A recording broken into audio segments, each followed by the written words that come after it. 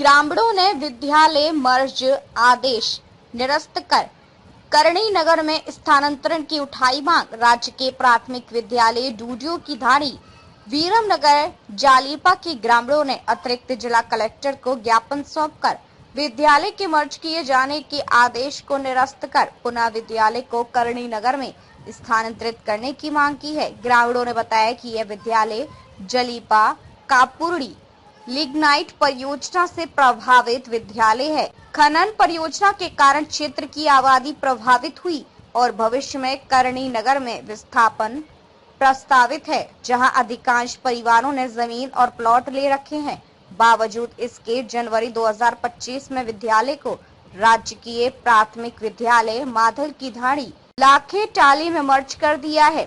ग्रामीणों का कहना है कि वर्तमान में जहां आबादी निवास कर रही है वहां 3 किलोमीटर की परिधि में कोई भी विद्यालय नहीं है, जिससे छोटे छोटे बच्चों की पढ़ाई बाधित हो रही है और कई बच्चे घर बैठने को मजबूर हैं। ग्रामीणों ने आरोप लगाया कि विद्यालय में पर्याप्त नामांकन होने के बावजूद अधिकारियों ने सही स्थिति को नजरअंदाज कर नामांकन कम होने का कारण बताते हुए विद्यालय का मर्ज कर दिया। उस समय विद्यालय में 27 बच्चों का नामांकन था, जो विद्यालय संचालन के लिए पर्याप्त था। साथ ही वहां नियुक्त एकमात्र शिक्षक को भी प्रतिनियुक्ति पर दूसरे विद्यालय भेज दिया गया।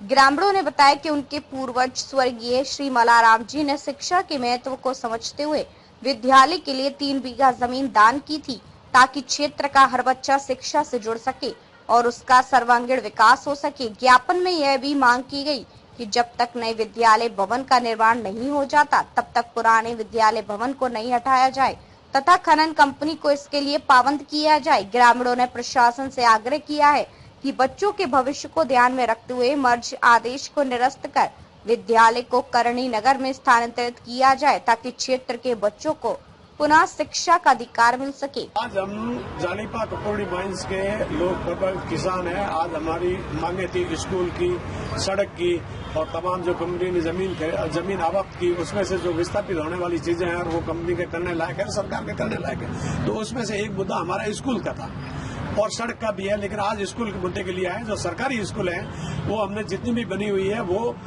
केवल लोगों ने भूमि डोनेट की है और उसका पैसा सरकार को जमा हो गया, लेकिन वो सही जगह हम कह रहे हैं वहाँ विस्थापित नहीं हो रही, उससे पहले उसको तोड़ी जा रही है। तो उसको रोकने के लिए जब तक आगे भवन नहीं बने, आगे स्कूल विस्थापित नहीं हो, तब तक वहाँ से ये वो भवन नहीं तोड़े जाए। जालीपा कपुरड़ी भूमि अवधि से किसान लोग हैं, किसान परिवार से हैं।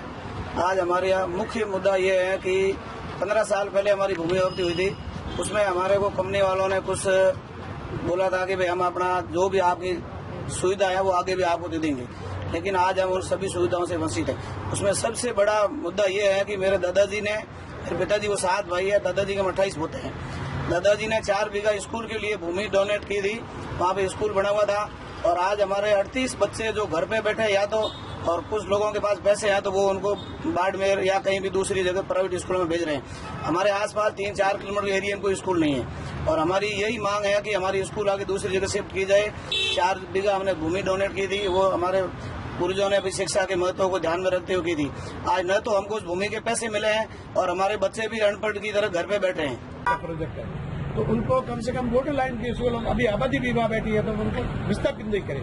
अगर विस्थापित करें तो सारी स्कूल है वो जनता ने अपने नाम के लिए डोनेट करी, सरकार को डोनेट करके और स्कूलें बनवाई है, तो वापस कम से कम जहाँ आबादी भविष्य में विस्थापित होकर बसेगी और पब्लिक कहेगी वहाँ स्कूलें बनाओ। उससे पहले स्कूलों को क्यों छेड़ते हुआ? तो कल कौन तोड़ने आया था स्कूल? वो इन्होंने कंपनी ने टेंडर दिया, वो टेंडर ठेकेदार है, वो गाँव में किसी को बोलते हैं कि भाई करो हम ये करते हैं, ये करते तो तोड़ दें, वो तो सामने आते नहीं है और वो उसको तोड़ने के लिए भेज देते हैं। ऐसी कितनी स्कूल है? स्कूल 4 स्कूल है।